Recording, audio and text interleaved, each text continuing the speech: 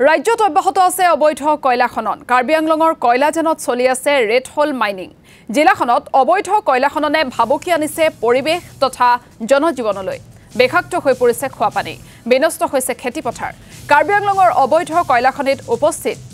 অসম জাতীয় পৰিষদৰ প্ৰতিনিধি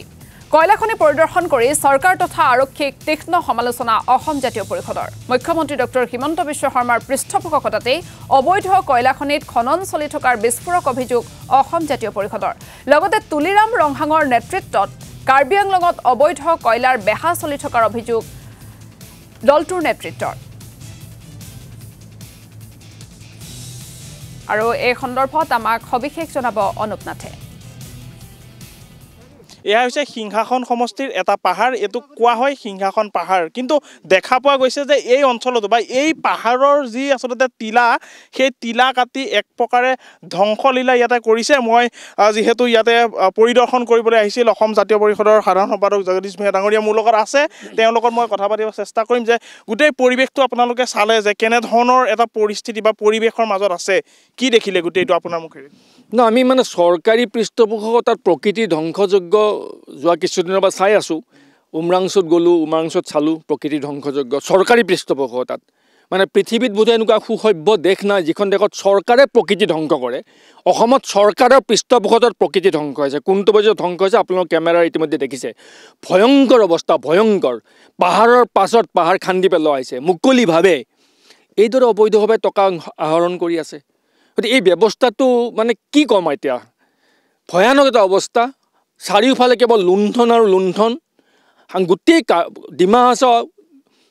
লিডু মাৰ্ঘেৰিটা দিহিং পাটকাই সংৰক্ষিত বনাঞ্চল এই কথাবোৰ ইতিমধ্যে মই বহুত যোৱা 15 দিন বকি আছোঁ কৈ আছোঁ অভিযোগ কৰি আছোঁ আজি মই কাৰ্বি আংলঙলৈ আহিলোঁ মই স্পেচিফিক জেগাটোৰ বিষয়ে মই আপোনাক সুধিম যে জেগাটোৰ প্ৰতিনিধিত্ব কৰা এগৰাকী জনপ্ৰতিনিধি আছে চৰকাৰৰ আসলতে সকলোখিনি দৃষ্টিগোচৰ বা চৰকাৰে সকলোখিনি জানে ক'ত কি হৈ আছে কোনে কৰি আছে কিন্তু তৎসত্ত্বেও কোনো ধৰণৰ শূন্য সহনশীল নীতি যে প্ৰশাসন স্পষ্ট হৈছে মানে সিংহাসন পাহাৰ এটা ঐতিহাসিক পাহাৰ সিংহাসন পাহাৰ এলেকাৰ এইটো অৱস্থা চকুৰ আগত পাহাৰবোৰ কিদৰে ধ্বংস কৰি দিছে ইয়াত আমি পানী দেখিলোঁ পানী মানে ভয়ংকৰভাৱে বিষাক্ত পানী ক'লা পানী সেনেকুৱা পানী অৱস্থা সেই পৰ্যায় পাইছেগৈ ভয়ংকৰ বিষাক্ত গতিকে এই সামগ্ৰিক পৰিস্থিতিটো দেখি অসমৰ মানুহক মই এইটোৱে আহ্বান জনাম যে আপোনালোকে চাওক যে অসমত কেনে এখন চৰকাৰ চলি আছে যিখন চৰকাৰে এইদৰে মুক্তভাৱে প্ৰকৃতিক লুণ্ঠন কৰিব প্ৰকৃতিক ধ্বংস কৰিব পাৰে গতিকে আজি আমাৰ কেইবাটাও ঠাই চাব লগা আছে এই সামগ্ৰিক বিষয়টো জনসাধাৰণৰ মাজলৈ আমি বিচাৰৰ বাবে এৰি দিছোঁ যে এইদৰে অসমৰ বৰ্তমান চৰকাৰখনে প্ৰকৃতি ধ্বংস কৰিছে ইয়াত যিজন শাসনাধিষ্ঠিত বিজেপি দলৰ EM এক্সিকিউটিভ মেম্বাৰ তেওঁলোক সকলোৰে পৃষ্ঠপোষকতা ইয়াত আছে কাৰ্বি আংলঙৰ chief executive member Tuliram Ronghang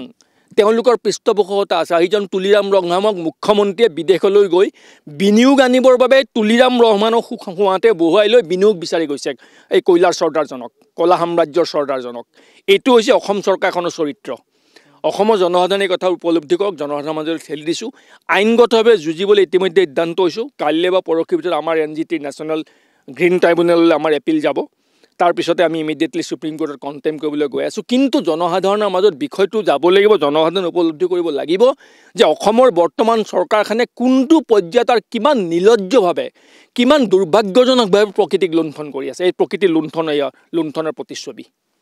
মই আপোনাৰ ওচৰলৈ আহিম যিহেতু আপুনি ষ্টুডিঅ'ত বহে প্ৰতিটো ছেটেলাইট চেনেলত আপুনি যিহেতু যায় যে তাত আপুনি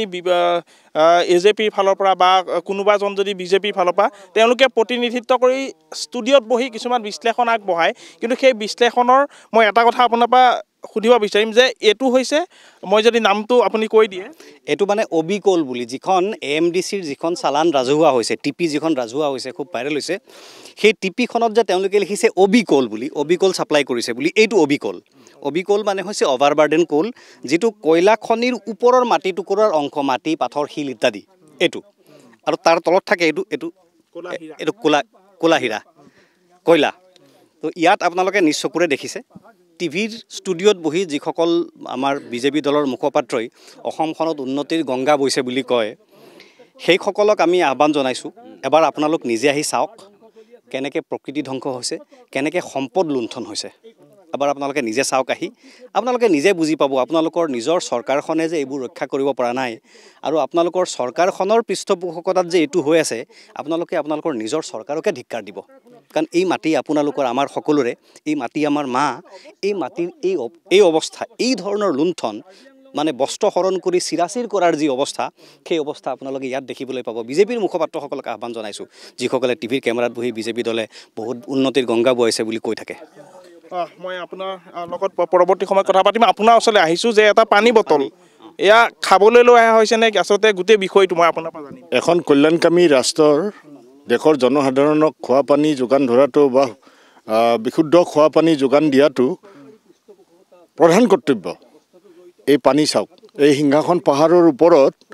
আপুনি নিশ্চয় তাত খাদত হোৱা পানীবিলাক ফটো আপোনালোকে লৈছে এইটো চেম্পুল লৈছোঁ আমি পৰীক্ষাগাৰত পৰীক্ষা কৰিম ইয়াত কি আছে এই পানী বৈ গৈ পাহাৰৰ নামনিত থকা গোটেই জনসাধাৰণক খোৱা পানীৰ সৈতে মিলি যায় বিভিন্ন অচিনাকি ৰোগত তেখেতসকল আক্ৰান্ত হয় আমি এইবিলাক চাবৰ কাৰণেই আহিছোঁ কাৰণ তেওঁলোকে ইমান উন্নতিৰ গংগা বোৱাইছে যে ক'বৰ ভাষাই নাই গুৱাহাটীখনত লাইটকেইটা জ্বলা আৰু অভাৰ ব্ৰিজ কেইখনৰ জাকজমকতা দেখিলেই অসমখন নুবুজায় এই সিংহাসন পাহাৰৰ এই বৃহৎ অঞ্চলটো অসমেই হয় ইয়াত এই যিটো চোৰাংভাৱে এখন চৰকাৰৰ পৃষ্ঠপোষকতাত এই যিবিলাক কাম চলি আছে দেশৰ জনসাধাৰণক বিৰোধী হিচাপে চকু মুকলি কৰি দিয়াটো আমাৰ কৰ্তব্য এই পানী পৰীক্ষাগাৰত পৰীক্ষা কৰা হ'ব আৰু ইয়াৰ গুণাগুণ বা ইয়াৰ যি বিষক্ৰিয়া অঞ্চলবাসী ৰাইজে ভোগ কৰি আছে কাৰ্বি আংলঙৰ জনসাধাৰণক আমি ক'বৰ কাৰণে চেষ্টা কৰিম নিশ্চয় মোৰ হাতত যিটো আচলতে কোলা হীৰা আপোনাক এই মুহূৰ্তত ধন্যবাদ জ্ঞাপন কৰিছোঁ আপুনি কাৰ্বি আংলঙৰ পৰা পৰিৱেশ দেখুৱালে আৰু কাৰ্বি আংলঙৰ কয়লাখনিত গৈ উপস্থিত হৈছে অসম জাতীয় পৰিষদৰ এটা সজাতি দল তেওঁলোকৰ নেতৃত্ব গৈ উপস্থিত হৈছে আৰু তেওঁলোকে অবৈধ কয়লাখনি পৰিদৰ্শন কৰি চৰকাৰী পৃষ্ঠপোষকতাতে এনেধৰণৰ অবৈধ কয়লা খনন চলি থকা বুলি অভিযোগ উত্থাপন কৰিছে